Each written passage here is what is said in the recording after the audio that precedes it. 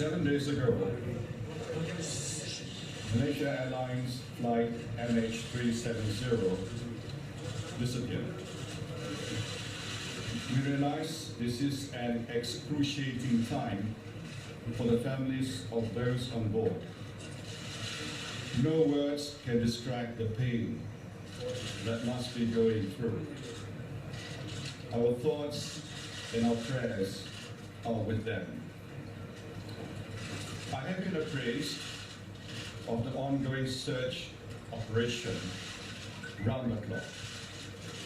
At the beginning of the operation, I ordered the search area to be broadened. I instructed the Malaysian authorities to share all relevant information freely and transparently with a wider investigation team. And I requested that our friends and our allies join the operation. As of today, 14 countries, 43 ships, and 58 aircrafts are involved in the search. I wish to thank all the governments for their help at such a crucial time. Since day one, the Malaysian authorities have worked hand in hand with our international partners, including neighboring countries, the aviation authorities, and a multinational search force, many of whom have been here on the ground since Sunday.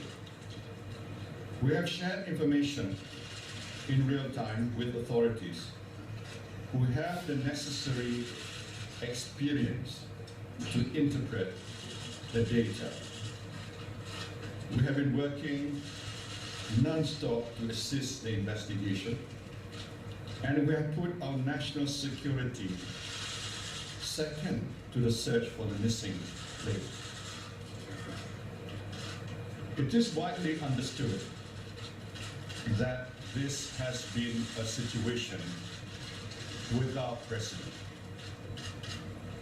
We have conducted search operation over land in the South China Sea, the Straits of Malacca, the Andaman Sea, and the Indian Ocean.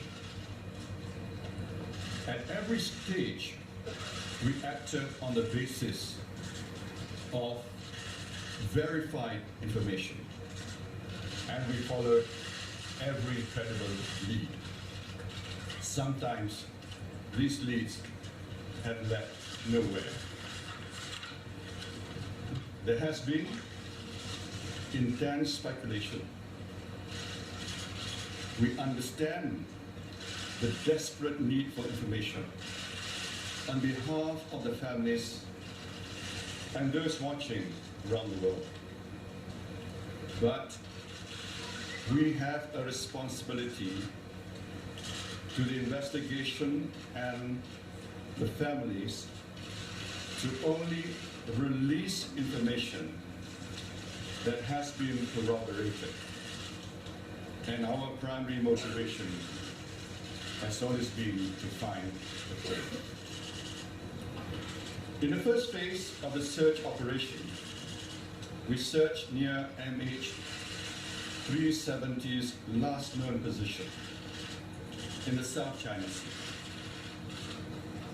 At the same time, it was brought to our attention by the Royal Malaysian Air Force that based on their primary radar and aircraft, the identity of which could not be confirmed, made a turn back. The primary radar data showed the aircraft proceeding on a flight path which took it to an area north of the Straits of Malacca. Given this credible data, which was subsequently corroborated with the relevant international authorities, we expanded the area of search to include the Straits of Malacca, and later to the Andaman Sea.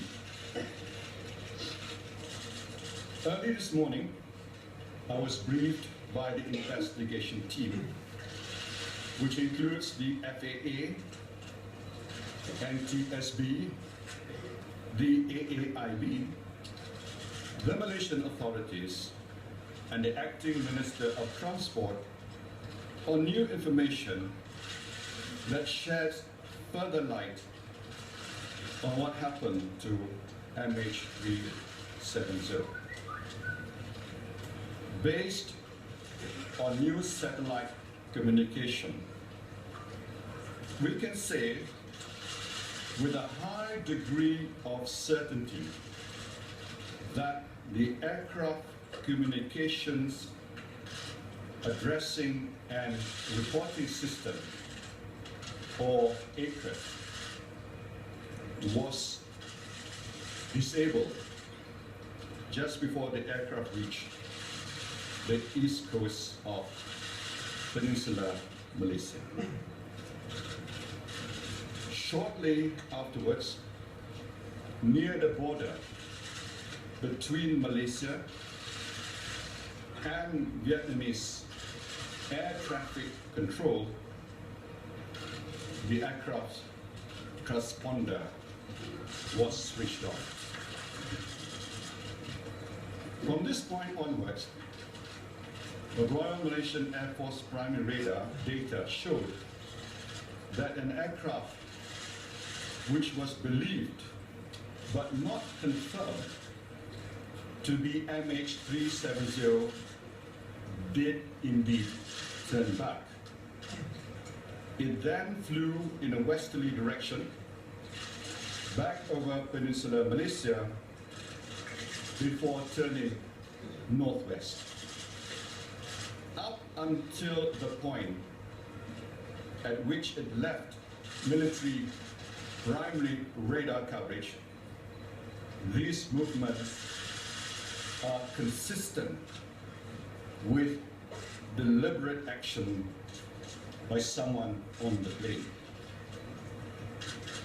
Today, based on raw satellite data, which was obtained from the satellite data service provider, we can confirm that the aircraft shown in the primary radar data was flight MH370. After much forensic work and deliberation, the FAA, NTSB, AAIB, and the Malaysian authorities, working separately on the same data, concur. According to the new data, the last confirmed communication between the plane and the satellite was at 8:11 a.m. Malaysian time on Saturday, 8th of March. The investigation team is making further calculations which will indicate how far the aircraft may have flown after the last point of contact. This will help us to refine the search. Due to the type of satellite data, we are unable to confirm the precise location of the plane when it last made contact with the satellite. However, based on this new data, the aviation authorities of Malaysia and their international counterparts have determined that the plane's last communication with the satellite was in one of two possible corridors. A northern corridor stretching approximately from the border of Kazakhstan and Turkmenistan to northern Thailand, or a southern corridor stretching approximately from Indonesia to southern Indian Ocean. The investigation team is working to further refine the information. In view of this latest development, the Malaysian authorities have refocused their investigation into the crew and passengers on board. Despite media reports that the plane was hijacked, I wish to be very clear.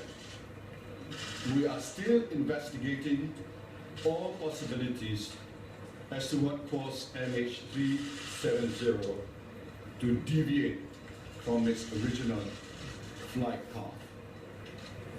This new satellite information has significant impact on the nature and scope of the search operation.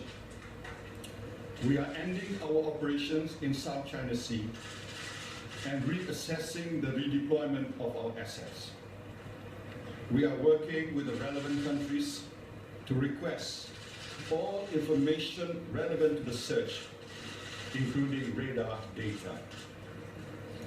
As the two new corridors involve many countries, the relevant foreign embassies have been invited to a briefing on the new information today by the Malaysian Foreign Ministry and the technical experts. I have also instructed the Foreign Ministry to provide a full briefing to foreign governments which had information, which had passengers on the plane. This morning, Malaysian Airlines has been informing the families of the passengers and crew of these new developments. Clearly, the search for MH370 has entered a new phase. Over the last 7 days, we have followed every lead and looked into every possibility. For the families and friends of those involved, we hope this new information brings us one step closer to finding the fate.